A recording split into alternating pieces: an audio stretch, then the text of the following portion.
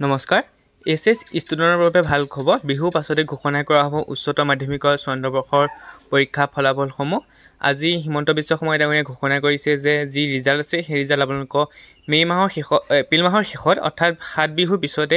বিহুৰ পিছতে আপোনালোকক ঘোষণা কৰা হ'ব ৰিজাল্টসমূহ অৰ্থাৎ আজি যিহেতু বহাগ বিহুৰ প্ৰথম দিন গতিকে মে' মাহৰ অৰ্থাৎ এপ্ৰিলৰ আপোনাৰ লাষ্টলৈ অৰ্থাৎ 22 তাৰিখৰ পিছতেও হয়তো আপোনালোকৰ ৰিজাল্টসমূহ ঘোষণা কৰাৰ সম্ভাৱনা আছে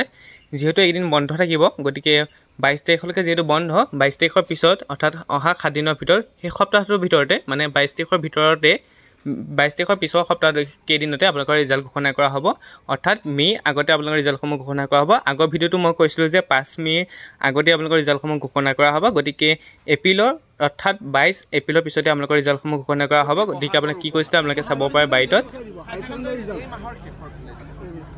বঙালী বিটিএডিত বড়ো ভাষাও থাকিব অলপ আগতে সেই নটিফিকেশ্যনখন আমি জাৰি কৰিছোঁ অসমবাসী ৰাইজৰ প্ৰতি বহাগৰ উপহাৰ